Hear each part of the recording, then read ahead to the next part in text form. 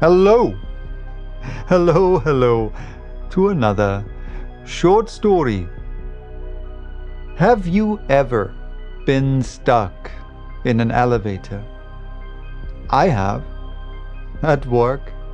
On a Saturday, everyone else was already gone. I was the last person to leave for the weekend and, well, I got stuck in the elevator. And to make matters worse, a deafening alarm went off. Something got into the optical barrier that is in the elevator for safety reasons. Well, I removed the thing. The thing was my foot. The alarm stopped and the elevator worked again. I have to admit, though, that while I'm generally not an anxious person, I did feel a bit queasy nevertheless. The protagonists of today's story, Next Stop Nowhere, were not as lucky as I was. I couldn't find out anything about the author Dick Purcell other than that he was an American sci-fi and fantastic fiction author and is not to be confused with the actor Dick Purcell, who was, by the way, the first person to personify Marvel's Captain America. Nor could I find out a lot about the story itself. You can read it, though, on numerous websites with public domain texts like Project Gutenberg, where I found this fascinating and entertaining piece of short science fiction. Or, while you're here, right, you can also listen to it now. Let me start with the foreword of this short story, which poses an interesting question.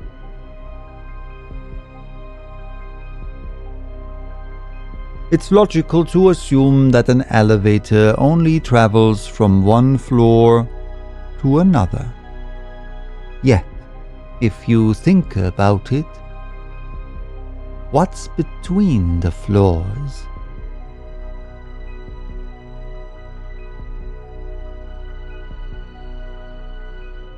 Four persons disappearing from an elevator should have caused concern, even excitement, especially when the elevator was stuck between two floors. But the thing was handled quite casually and with good reason. After all, when a thing is not understood, the best defense against acknowledging ignorance is to insist that nothing extraordinary happened.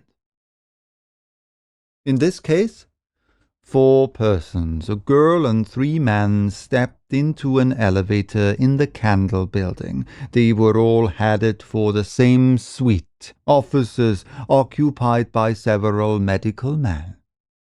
The elevator jammed between the 6th and 7th floors and refused to budge.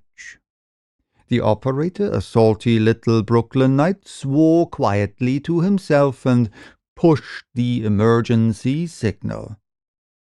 It rang. But nothing happened. The operator waited for a few minutes, then spoke in a carefully casual voice. "The blessed engineer is out to supper. Now, ain't that the way things always happen when the blessed engineer goes out to supper? The blessed elevator does a blessed sit-down between two floors." What are we going to do?" This from the very pretty female passenger named Peggy Wilson, who was afraid of almost everything and was going to a psychiatrist who was trying to root a dominating mother out of the poor girl's subconscious and put the old lady back in the grave where she belonged. "We aren't in any danger, miss. We could wait for the engineer, but it might be quite a while." "It looks to me as though we'll have to wait for him," said Walter Maltby. Maltby was an ingrown little man who had had a toothache for 3 weeks and had finally been driven to the dentist by his dominating wife. "Oh, no, if one of you guys, men, will boost me through the trap in the roof of the car, I can get to the 7th floor door. I'll crawl out and go down in the basement and move the blessed car to 7 by hand." "Okay," Wilmer Peyton said. He was a 6'4" Greek god with a body close to perfection and a handsome, intelligent face that was nothing more than a spate of false advertising pasted across the front of a vacant head. Wilmer was pretty much of a mental bankrupt. He didn't even own the furniture in his own cerebral attic, the pieces having been placed there by others.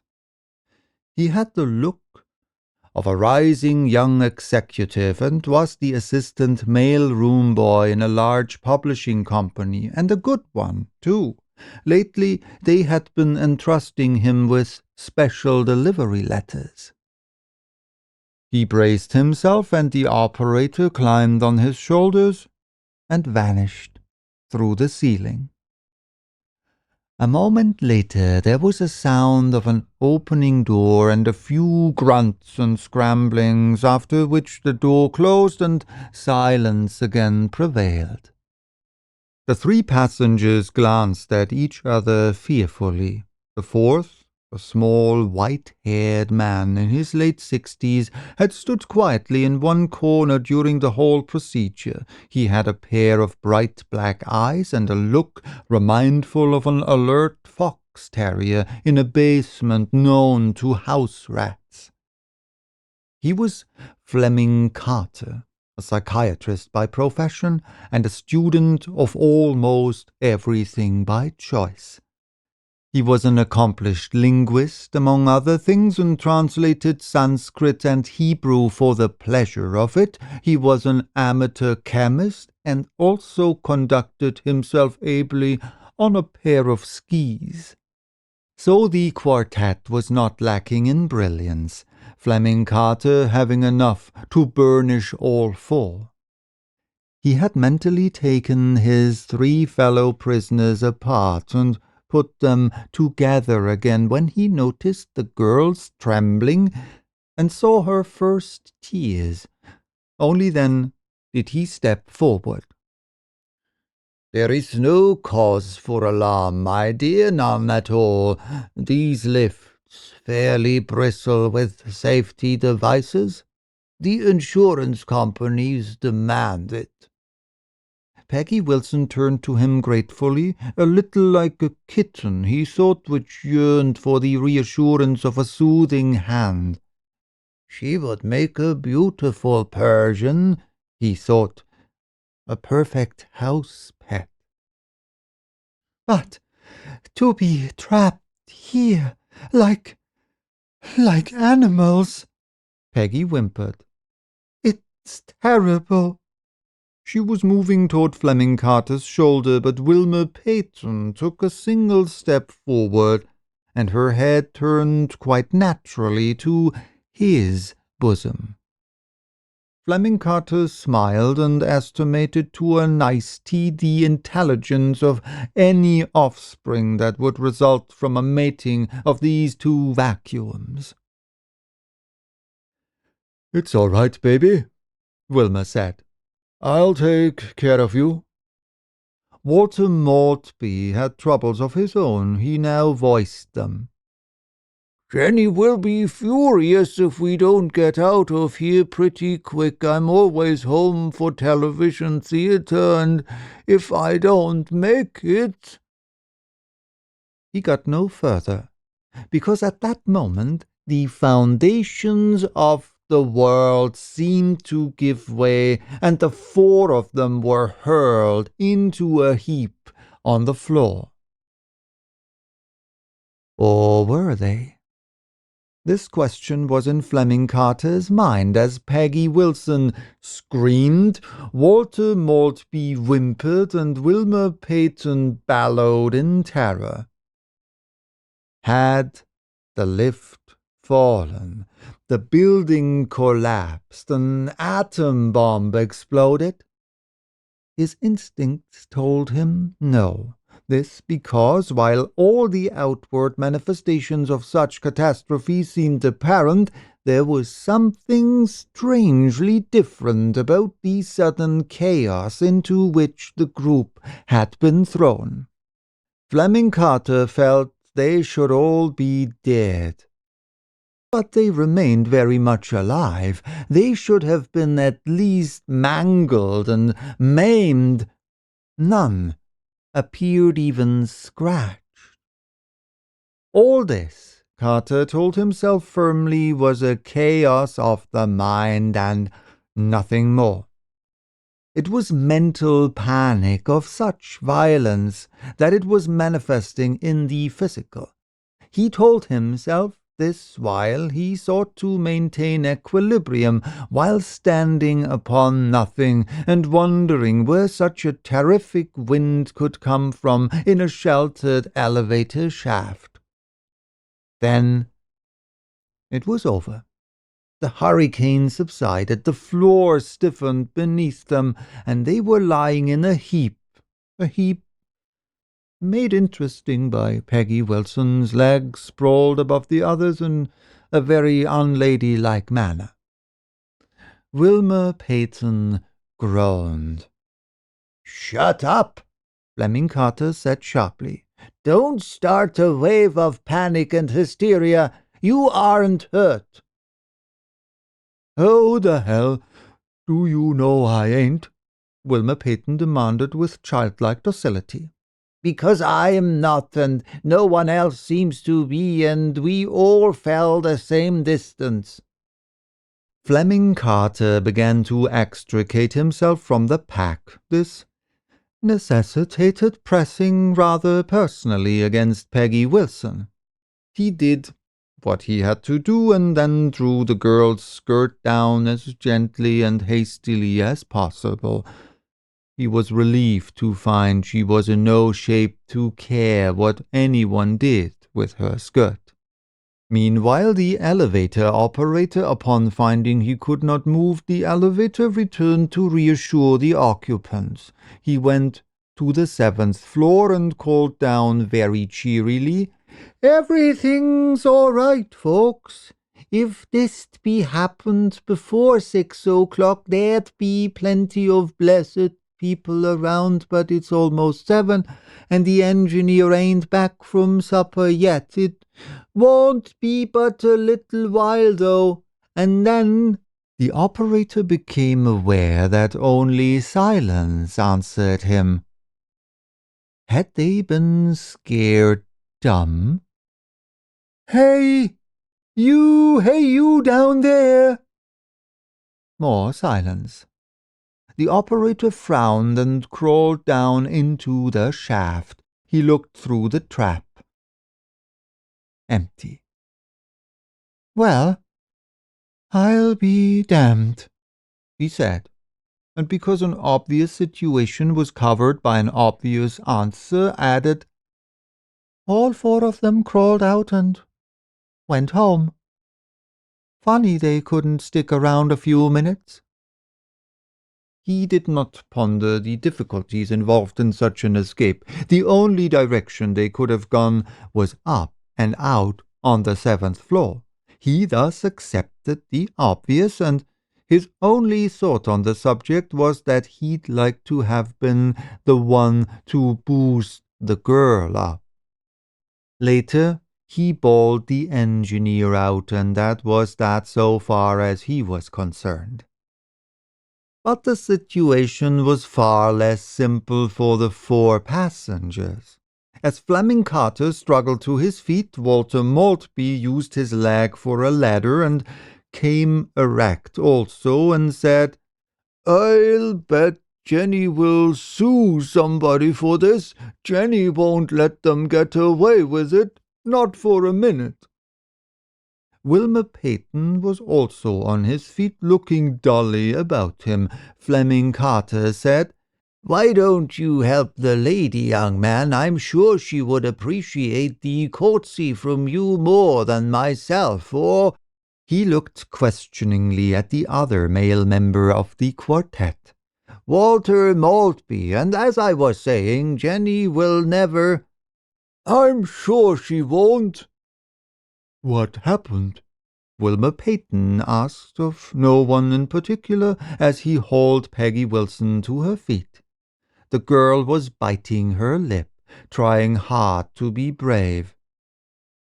"The elevator must have fallen. It's a wonder we weren't all killed." They agreed, all save Fleming Carter, who was looking around with bright interest. "It seems to me that we are no longer in the elevator." Walter Maltby's jaw dropped. "No longer in the—" "That is a somewhat larger area, and I fail to see any walls. Also, the ceiling seems to have vanished." The other three gazed about in shocked silence, and the truth of Fleming Carter's statements dawned on them. No walls, no ceiling, nothing but hard earth under their feet, and a high blue sky above. "Why, we're out in the country," Peggy Wilson babbled. "I agree," Fleming Carter said. "But let's not get panicky. We are still alive and unhurt." "But I don't understand it," Walter Maltby said plaintively. "I just don't understand it." Fleming Carter regarded the little man with pity. No Jenny around to reassure the little man with her domineering bulk. Carter knew as a matter of course that Jenny would be both bulky and domineering. Carter looked about him. They were out in open country, that was obvious. There was a huge sun and a huge blue sky and huge clouds floating overhead, everything in place, but something very wrong. Things were just too big. That was it, Carter told himself. The size of this new world was far out of proportion to the size of him and his new friends. They were all standing in coarse grass that reached their knees, high grass. But Carter realized instantly that the grass was not high. They themselves were short.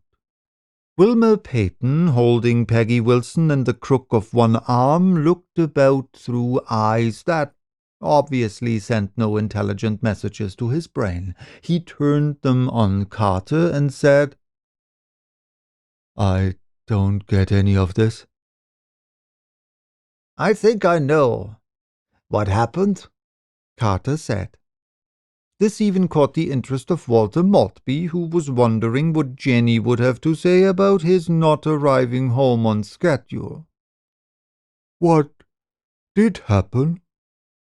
"We've fallen, or were snatched, through some sort of a space-time warp." Wilmer Peyton gaped idiotically and said, "We did which? Through, what?" Fleming Carter seemed not to hear. He was staring pensively at the thick blades of grass that brushed his knees. "There are more things in heaven and earth, Horatio," he mused. "There ain't nobody here named Horatio," Wilmer said sullenly. "Excuse me, my mind was wandering." Carter's mind was not wandering at all, however. He said, "There are certain unexplained phenomena that are believed to have happened in our world.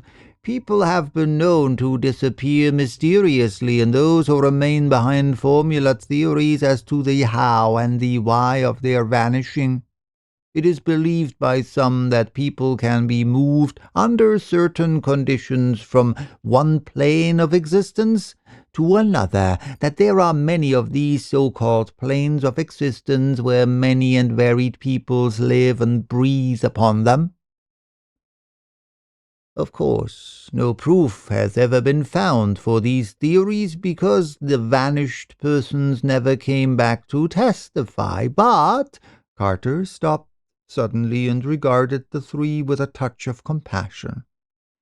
You haven't the least idea what I'm talking about, do you? I'm afraid not, Walter Maltby said timidly.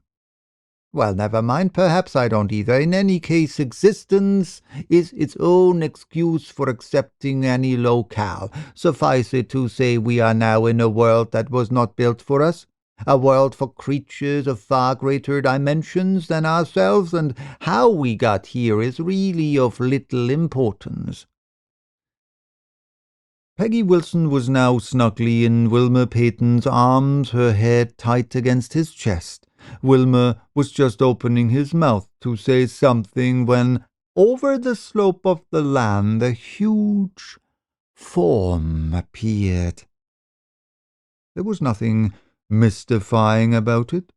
The creature was obviously a man. He wore rather strange loose clothing that, Carter thought, had some resemblance to those of the ancient Greeks, but otherwise there was nothing different about him except his size.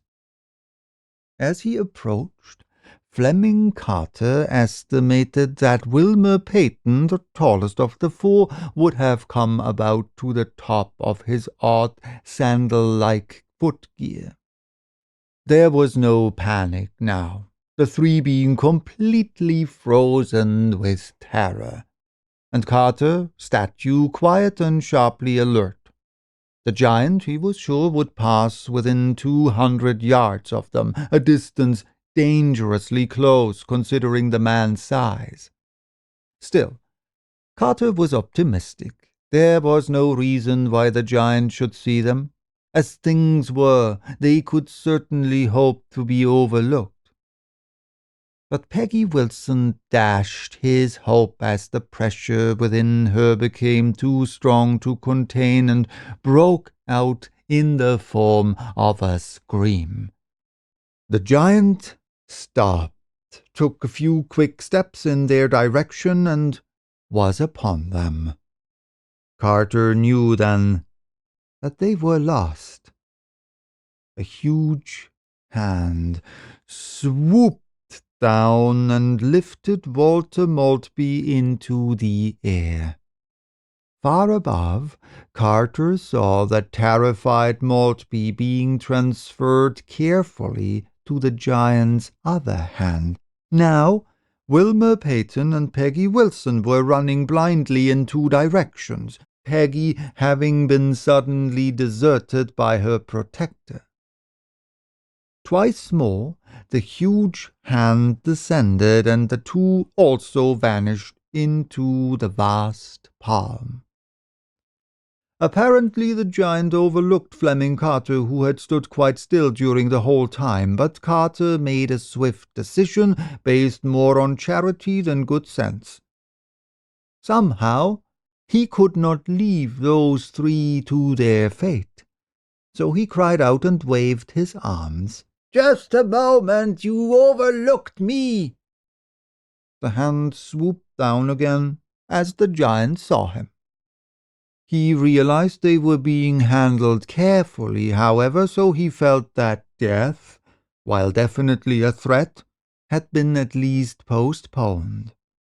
He wondered about the others, so close to him and yet so far away so far as contact was concerned. He knew the terror that raced through their minds, and he pitied them. The giant was continuing on, Carter decided, and he endured the ride as best as he could. Then it terminated suddenly as Carter and the others were very gently tumbled into a room. The room had no ceiling, but this situation was speedily remedied when a ceiling was lowered and set into place above them. In the resulting darkness, Carter heard Peggy Wilson sobbing and various unintelligible noises from Maltby and Peyton. Then the room began suddenly to move in haphazard directions. Possibly this was finally the end. But Fleming Carter could not bring himself to think so, because even though the room pitched and tossed, Carter felt it was being done rather gently by the giant hands. Then it was over. The room settled down and remained on solid base. Immediately there was a rending sound, and a vast finger was thrust through the wall just below ceiling level. The finger was withdrawn, but only to reappear when thrust through the other side. It vanished again, and the two resulting holes let it ample air and light. For a few moments Carter and the other three sat motionless, waiting. Something was going on outside the room itself moving slightly, but the violent tossing was evidently over. Peggy Wilson spoke first, or rather sobbed. "Where are we?"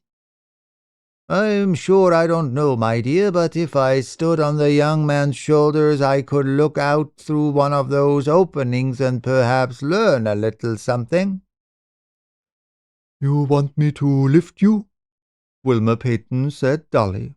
"That is the general idea," Carter replied in a gentle voice. Wilmer braced himself against the wall, and Carter clambered to his shoulders and cautiously pushed his head through the opening. He remained thus for quite a while, until Wilmer Peyton began moving restlessly. Then he clambered down. They waited for him to speak, but he said nothing. He stared at the hole with a look of amazement upon his face, as though, for the first time, the wonder of this strange transition had struck him forcibly. Then he turned his eyes upon his three companions, and there was a look in his eyes that had not been there before, personal, yet impersonally analytical. A hard look to read, so they could have no way of knowing that he was trying to forecast how they would react to the fate that awaited them. "Well?" Wilmer Peyton demanded impatiently. "Did you see anything?" "Yes. This is not a room. It is a huge box of some sort. It is bound around on all sides by what looks like red carpeting of a width used in hallways. I believe such carpetings are called runners. Attached to the top is a large white sail, although it appears to be made of paper rather than canvas." He was watching them closely as he spoke. "It took you all the time to see those things?" Walter Maltby asked a trifle plaintively. "No. There were other things." At this point, Peggy Wilson, coming out of her shock, began to cry hysterically. "My God! What's to become of us? We'll all be killed, murdered." "I don't think so," Carter said. "Then we'll be held prisoner. That will be just as bad." "In a sense you will be held prisoner, but I don't think it will be bad. I think our jailer will probably be a rather kindly person who will give us every consideration." "How could a jailer do that?" Peggy Wilson moaned. Carter laid a hand upon her shoulder. "Consider, my dear, all your life you have needed a mother. Now you will have the equivalent of one." He turned to Walter Maltby. "And you have learned to function only as a result of a dominating wife's promptings. Your jailer will fill that role for you." Lastly, he regarded Wilmer Peyton. "You, young man, will be directed and guided. You will not have need of the brain power with which you are not equipped. All of you will be content. None will have any decisions to make. All will be taken care of. Can you think of a more pleasant destiny?" Walter Maltby said, "You're talking in circles. Talking, but not saying anything." Carter had turned away, smiling. "This is very strange. We were transported to another plane, but not snatched up willy-nilly. There was a pattern behind it. 3 people admirably suited to their new fate." Wilmer Peyton seized Fleming Carter by the arm and whirled him around. "Will you please tell us what you're talking about?" "Of course," Carter said quietly. "To speak the absolute truth, we are in a box. The box is tied with a wide red ribbon. The thing I call the sail is in reality a greeting card upon which certain words are written. Words not too difficult to decipher." "Well, go on. What are the words?" "In English they would read, 'Happy birthday, darling. You are someone's birthday present.'" Peggy's face was ashen. "You speak of us," she whispered. "How well suited we are for this fate. What about yourself?" Carter smiled. "I expect this to be the most interesting period of my life," he said. "You see, the present is for me. I picked it out." And as they watched in stunned amazement, Carter began to grow.